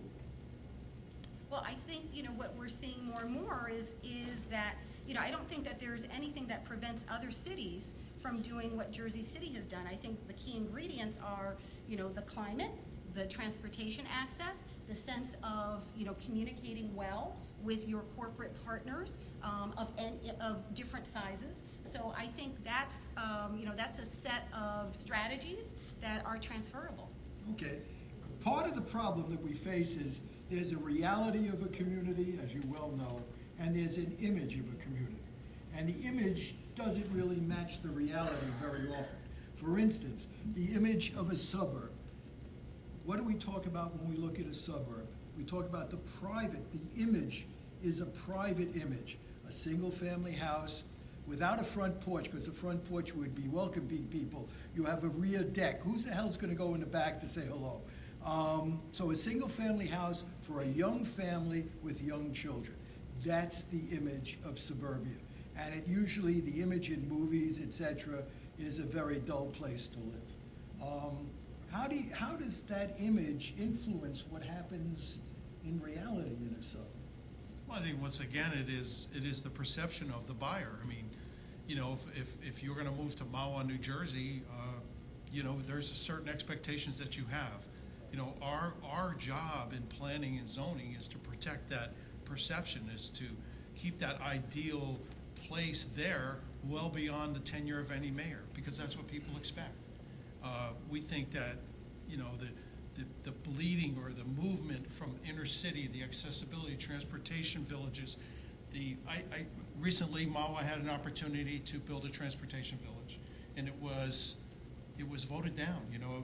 There was a lot of rejection to it because I don't think the community as a whole completely understood the benefits of it, because it is the new reality. It is the new movement from, young people outside. That's exactly right. How do you build the communal nature of suburbia, the image of the community in a suburbia, not just a private vision of mom, dad, and the kids? I mean, is that something that we should be working on, talking about the community nature? I think, Mahwah has a lot to offer. We're one of the, largest parklands. There's a lot of things going on for Mahwah, and people have that expectation. How do we prove that to our residents and prove that to new residents? It's always going to be a challenge. Now we turn to cities. The cities of New Jersey are overshadowed by the metropolitan cities of New York and Philadelphia. And either they're ignored or negatively perceived. How do you deal with that? You notice I only ask her easy questions. I think that perception is really shifting. I do think the sort of new urbanism has all sorts of people looking at cities in a different way, of different sizes, and not just, larger cities like New York City and Philadelphia. I think looking at, sort of urban, an urban style of living, and you've even seen suburbs adopting some urban styles of living, right, in terms of how they organize their communities and services, and foster sort of opportunities for people to convene, and also create walkable commercial districts. So I think that's, that we see throughout. So I think it is shifting, this perception of urban Jersey, but I also think it's about, helping get the message out about what were people's concerns. You mentioned people want to know it's a safe city. They want to know that there are jobs there. They want to know that they can raise their families there. They want to know, are there schools that they can use? And that's stuff that we're all engaged in when we're, in the service of our residents, really helping them be able to realize their personal dream, but that collectively, we're responding also to broader community needs. Before I take questions from the audience, one more area, and that's the physical changes that are taking place in cities and suburbs. For instance, in suburbs, they're starting to build vertically instead of horizontal. What kind of impact is that having on anything? Well, town's infrastructures may be hit hard on that, schools, police, right down to your road departments, garbage pickup, the more people you have in the town, but hopefully they're gonna produce more tax revenue to offset those extra costs. But actually, I always say this when I travel the roads of Bergen County, we need to add a level to Bergen County, because you can't travel on a road in Bergen County, except Sundays, like the executive said, where there's not traffic back up. It's really become very congested. What about that vertical development versus horizontal? Well, I think the sheriff hits it right. We're sitting on the crossroads of 287, Route 17, and New York State Thruway. Traffic is an unbelievable issue. We have actually in Mawa 8 lanes of traffic going into 2 lanes, and that's because 2 states couldn't agree some 35 years ago that this was a beneficial thing to continue an interstate road system. You know, so traffic is a huge problem. What about in cities, the changing downtown, the vibes, when you go into Hoboken or you go into Jersey City? What's happening there? There just seems to be a really positive vibe about the development of downtown. Yes, and I think, you know, we've been very lucky. I mean, you know, there are thriving commercial districts, both in downtown Jersey City, but in commercial districts outside of downtown Jersey City. And the mayor has been very focused on making sure that we see development outside of downtown. You know, we recently got a grant through Bloomberg Philanthropies and one of the things that we focus that work on is revitalization of commercial corridors outside of downtown. You know, recently created a fund for small business because all of that is critical. We're a city of neighborhoods. And, you know, each neighborhood, you know, wants to have, you know, sort of a vibrant commercial district. And we have historic districts historic commercial districts. So it's really about, you know, resources and services in those areas and helping, you know, the small business community grow and thrive. Because that's a key component as we're developing the downtown. It's work downtown and it's working in other commercial areas as well. Everything we're talking about has changed. I'd like to now turn to the audience. If you have questions, yes? Hi, I'm in Bergen, New Jersey, Champatouille, and we have city roads, we have county roads, we have state highways, and there's not a lot of communication between those groups about what their needs are. But I think that the population in our communities grown just a little bit, but the commute to say New York City has grown by probably 30 minutes over the past 10 years. Whatever reason, people maybe they don't like public transportation, post 9/11, maybe they don't like certain things that have happened, but the roads have been much more complicated and much more congested. My wife laughed this morning watching the news about Iowa and 3 deaths on the road and 40 people in a crash. And I said, that's like Paramus every single day. I'm not sure what, you know, why is that news? You know, our towns and the amount of road deaths and the amount of traffic that we have every day it's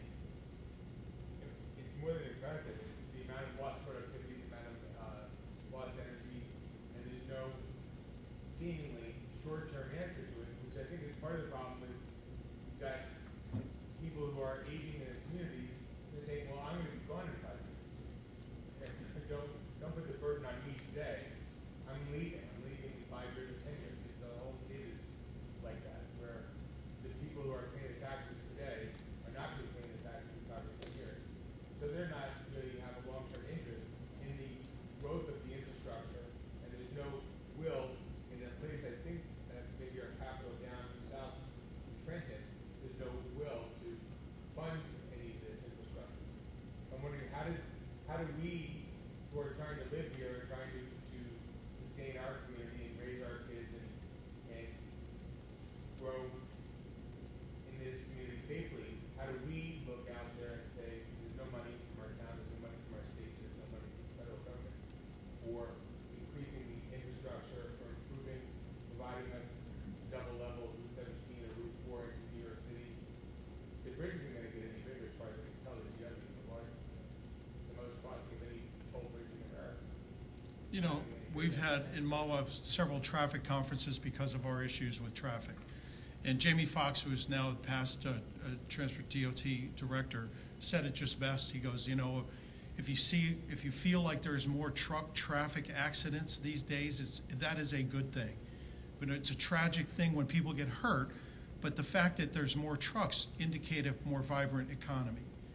The fact that the Transportation Trust Fund is broke is something that we all have to come to terms with. And until that is funded in some way that we all agree on, we're going to continue to see the destruction of our infrastructure, that being a dependable commuter rail system into New York City, because that'll get people out of cars, a higher speed rail system, and a better roadway and bridges. It's just the facts. We have to, come to the realities of it. And until then, we're in the business of making it all feel okay. And it's just a fact. Until it's all funded, it'll continue to erode. Yes. One thing I didn't hear mentioned, to the extent that I think it deserves conversation, is the financial failure of the state overall. If you talk about the transportation fund, the pension fund, the pending bankruptcies, the highest property taxes in the country, maybe next to Illinois. When we talk about shared services, it occurs to me that if the financial, as our dear governor continues his vacation in New Hampshire, but that's another story. But as the financial clouds darken, eventually this whole business of shared services, it seems to me, and consolidation, maybe even more than shared services, is going to emerge as a pragmatic necessity. It's going to go beyond just barbershop conversations about saving our local police, and it's going to become some kind of a financial mandate. Don't you think? I mean, it isn't. When you spoke of change happening, that to me is a major change that's going to require a response. Well, do you think we're on the edge of a precipice statewide? The truth of the matter is how much will shared services save the day? How much money do you expect to save in our example with the courts and planning and zoning? How much money did you expect to realize out of that efficiency? $100,000? It may make sense. $250,000? It certainly makes sense. $500,000 over 3 years? It makes sense. But some of the shared services that are sort of the sexy way of checking the box to say shared services, you're right. At some point, we're going to have to make tough decisions. The county's a perfect example of that. They had to live through how many years of discussions about this consolidation. But the fact of the matter is, it was a tough road to go, well publicized, but credit to those people who saw the course. It's working. It's working. You think, Sheriff? Again, as a former police chief, I could speak candidly. I was against, when the county wanted to take Emerson over, I'll be perfectly honest with you, I was against it. I didn't think that was the best thing for our community. However, I do agree with you. I do believe that there's going to come a time where there are no other resources, and it's going to be impossible, even for someone at a higher income, to sustain living in Bergen County, that it's going to push regionalization. And, take chiefs of police out of it, because, each town has one. And look, I was proud to be the chief of police in Emerson. I enjoyed my job. But to see some consolidation of police departments where now you have just officers patrolling a larger sector. There was, right before the county wanted to take over Emerson and Westwood were in the talks of combining. And it would have worked if the two mayors didn't get involved and behind the two police chiefs' backs went to the county and wanted the county to take over both departments. It would have worked well. And between the two agencies, we had, I think, 6 sectors. And I see someone smiling in the audience. It's a private joke. It's okay. But 6 sectors could have turned into 4 sectors. And what does that mean? 1 less officer on a shift, 3 shifts a day. Now you're talking about some substantial savings. And again, with no compromise to public safety. We're fortunate in Bergen. It was never discussed, but we talk about helping each other. There's a thing called mutual aid. It's kind of an unwritten rule amongst firemen, amongst police. You know, you have a police shooting anywhere in Bergen County, you'll have cars, when they had the mall shooting, they weren't even asked for. They were, and actually, to a detrimental side, there were too many people responding, and that's been addressed. But you'll have enough help to take care of a situation. So I agree with you that there's going to come a time, a point where something, it's out of our hands, that we're going to be forced to do something. Yes. You talked about cost cutting. I'd like to talk about revenue production. One of the major opportunities for Democrats, Republicans, unaffiliated voters to work together in New Jersey is reduce our corporate tax rate. I come from Montvale, one of the best-run communities in the state of New Jersey, where our increase in our taxes was rock bottom. We lost Mercedes-Benz. Why did we lose Mercedes-Benz? Two reasons. The high cost of living in Bergen County, and number two, the corporate tax rate. No other reason. They didn't want to leave. Of course, well, there was an advantage to move down closer to their manufacturing facilities. But until we work together to reduce the corporate tax rate, because I think New Jersey has either the fourth or the fifth worst corporate climate in the country, we have such an opportunity, being so close to New York City, some of the best graduates coming out of our school systems and our colleges. Corporations should be dying to want to stay here, and they're not. So that if you want to do anything productive, instead of talking about cutting services, I come from a police family. I got kids who use zip cars in New York City. They can't afford to buy a new house because their student debt is huge. Lawyers, kids that work on Capitol Hill.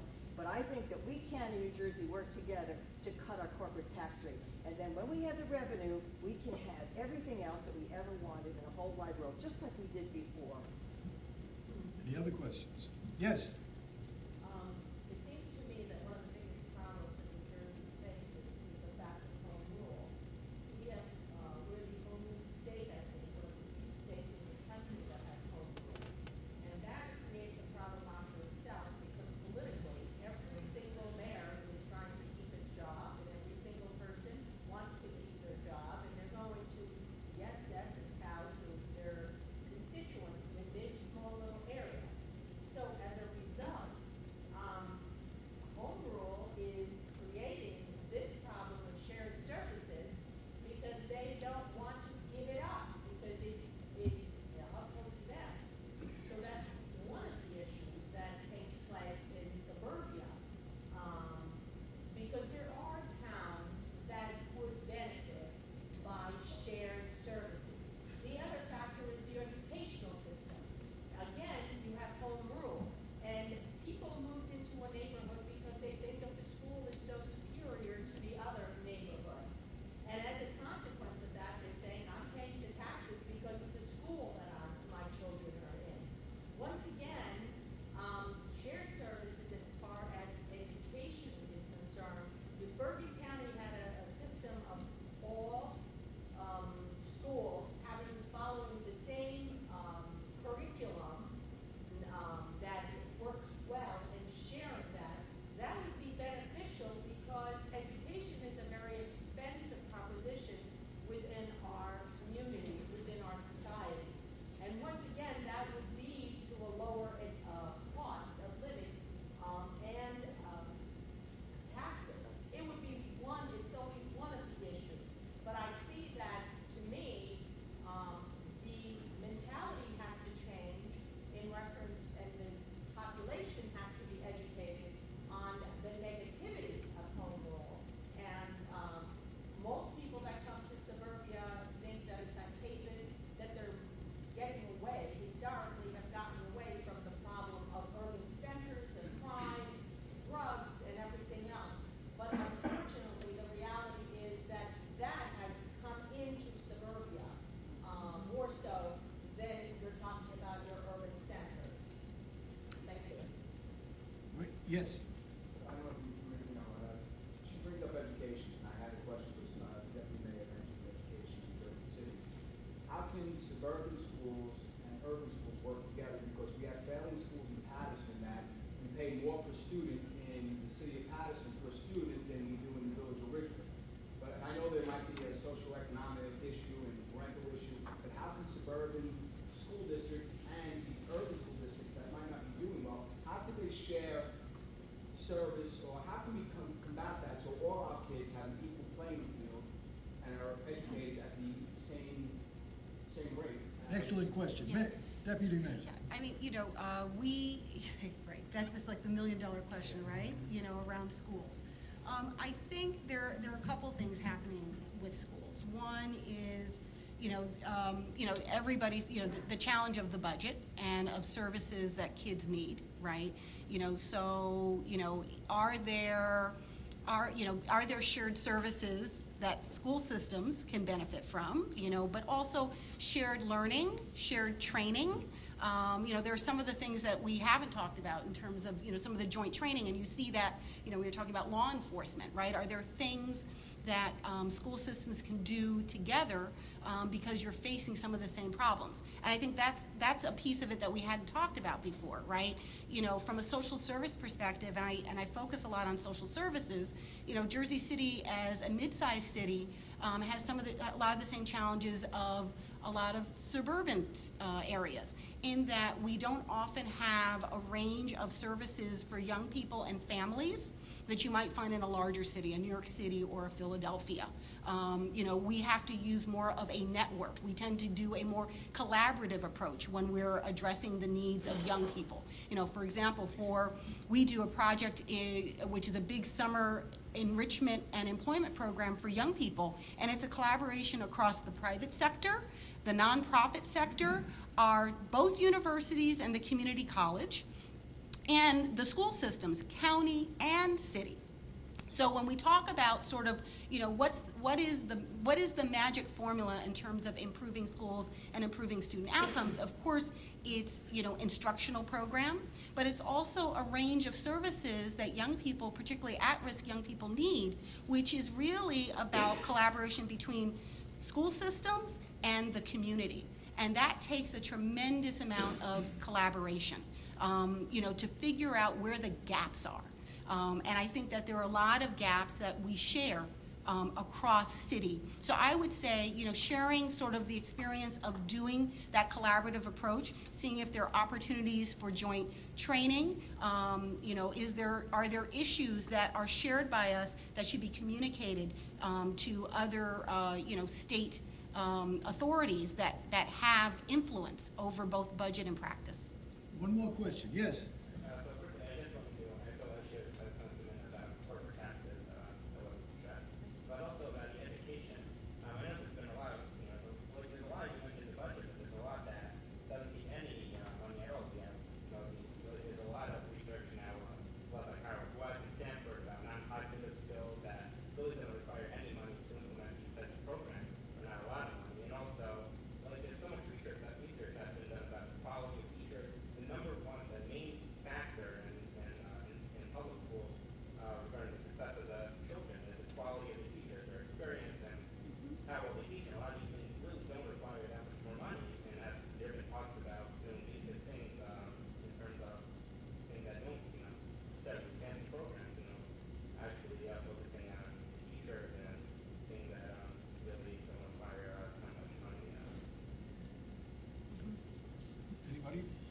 Don't have an answer for you other than to say that in Mawa, our 70-odd cents of our tax dollar goes to the Board of Education.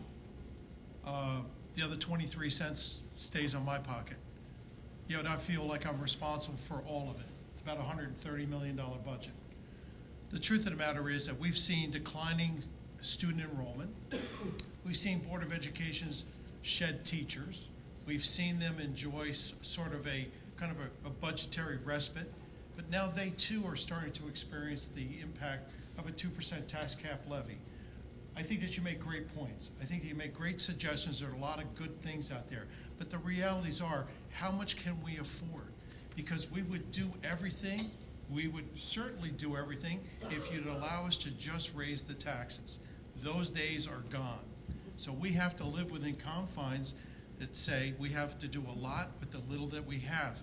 We have a responsibility to figure out how to do that. And I think that's what this forum is all about. It's about saying, listen, how do we do a better job? How do we communicate better? How do we become more efficient? There's no criticism here, because I can tell you that any mayor that I've met worries himself sick about how to get through that next budget. It isn't just as easy as saying, you can do this or you can do that. It is something that occupies our space and time.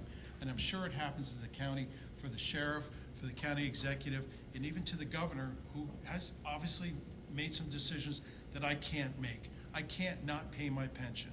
I can't not pay my health care.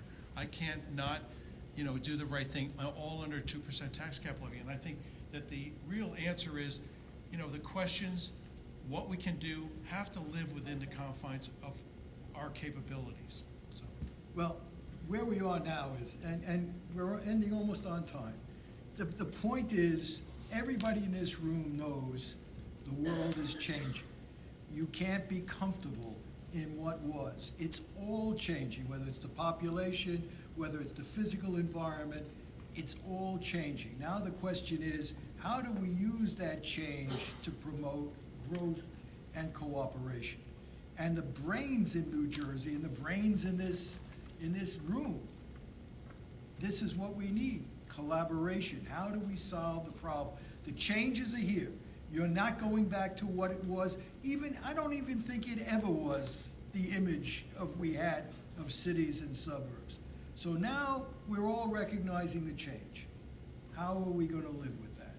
And I've got to tell you, this is the first forum on this subject. We will continue this and grow it, because one of the ways you solve problems is to confront the problems openly, talk about it, and then say, all right, where do we go from here? People said to me, well, if you're going to run this, what's your plan for the future?